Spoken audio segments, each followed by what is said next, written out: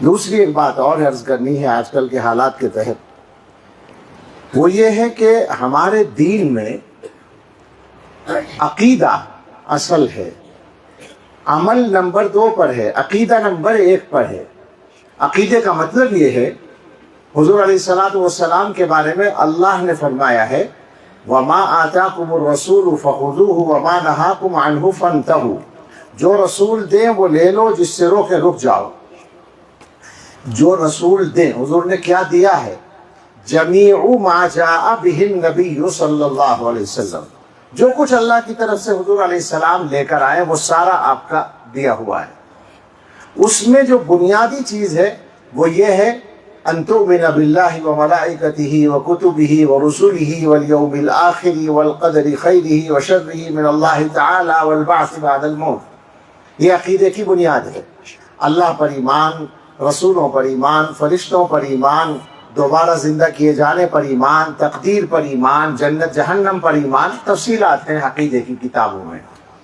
عقیدہ اس طرح ہو جیسے رسول اللہ صلی اللہ علیہ وسلم نے بتایا، اور جیسے صحابہ کرام نے سمجھا، اور جیسے صحابہ کرام نے عقیدہ رکھا۔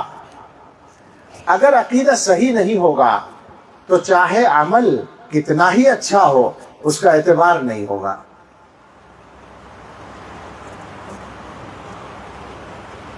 حدیثوں میں ایک طبقے کا ذکر ہے، الفاظ ہے قوم سیخرج قوم، ایک قوم نکلے گی۔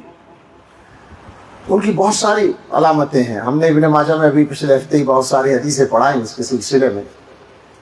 حضور نے فرمایا کہ لوگ نکلیں گے، وہ قرآن پڑھیں گے مگر قرآن ان کے حلق سے نیچے نہیں اترے گا۔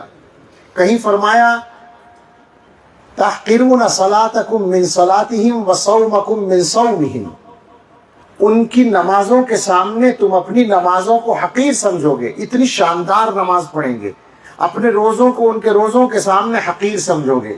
مگر فرمایا یمرقون من الدین کما یمرق السهم من الرمیہ، دین سے وہ اس طرح نکل جائیں گے جیسے تیر شکار سے نکل جاتا ہے یا کمان سے نکل جاتا ہے۔ آپ سوچیں ذرا، اتنی اچھی نماز پڑھنے والے لوگ، اتنا اچھا روزہ رکھنے والے لوگ، اور یہ کون تھے؟ کچھ ہی عرصے کے بعد ظاہر ہو گئے، سب نے سمجھا کہ حضور نے ان کے بارے میں کہا تھا، ان کو خوارج کہا جاتا۔ عقیدے ٹھیک نہیں تھے، عمل بہت اچھا۔ عمل کا عالم تو یہ تھا کہ ان کا ایک عقیدہ یہ بھی تھا کہ اگر گناہ کبیرہ کر لو تو کافر ہو جاؤ گے۔ اب جب یہ عقیدہ ہے کہ گناہ کبیرہ کرنے سے کافر ہو جائیں گے تو گناہ کبیرہ کے قریب بھی نہیں جائیں گے وہ تو۔ لیکن اسی کے ساتھ ساتھ ان کے عقیدوں میں یہ تک تھا کہ جو ان کے عقیدے نہ رکھے اسے قتل کرنا جائز ہے، اس کے گھر کی عورتوں کو باندھی بنانا جائز ہے۔ کوئی تک ہے اس بات کا؟ حضرت علی رضی اللہ تعالیٰ عنہ، حضرت عثمان رضی اللہ تعالیٰ عنہ، حضرت معاویہ رضی اللہ تعالیٰ عنہ اور بہت سارے صحابہ سب کافر ہیں، یہ عقیدہ۔ تو آپ سمجھیں اس بات کو، فقط میں ان کی تفصیل نہیں بیان کر رہا کہ حضور علیہ الصلوۃ والسلام یہ بتا رہے ہیں عمل اتنا اچھا ہوگا مگر دین سے کوئی واسطہ نہیں۔ اس سے پتہ ہی چلتا ہے کہ عقیدے کا صحیح ہونا اصل ہے۔